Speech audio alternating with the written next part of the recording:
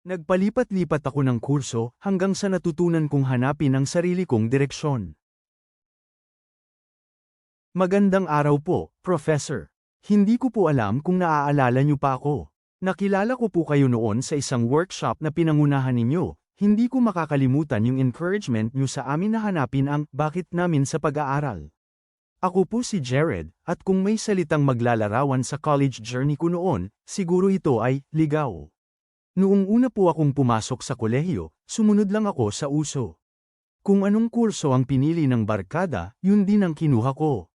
Wala akong sariling desisyon, wala rin akong direksyon. Ang focus ko lang noon ay makisama, sumama sa gala, tapos bahala na sa exam.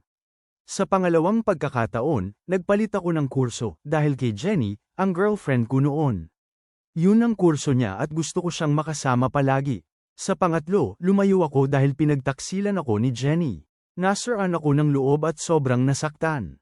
Dahil doon, hindi ko talaga sineseryoso ang pag-aaral. Para sa akin noon, okay lang bumagsak, okay lang mag-shift ng kurso, basta kasama ko pa rin ang tropa. Yung pang-apat kong kurso, inakala kong madali ang education, kaya yun ang pinili ko. Pero nang tumagal, na-realize kong hindi pala ganoon kadali. Hindi ko naramdaman sa sarili ko ang magturo pagkatapos kong gumraduate. Pagdating ng panglimang shift, doon ako napagod.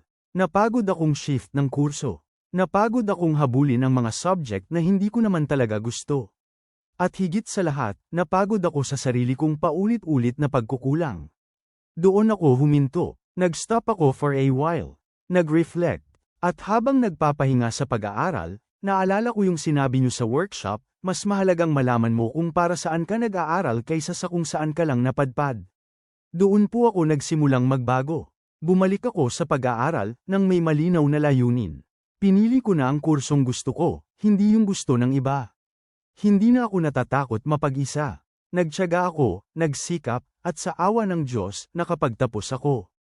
Ngayon po, nagtatrabaho na ako sa kumpanyang matagal ko nang pinapangarap.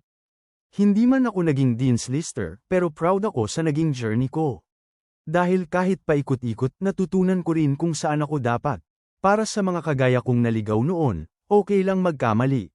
Pero sana, hanapin nyo rin kung saan kayo tunay natatahak, hindi sa dikta ng iba, kundi sa tinig ng sarili niyong pangarap.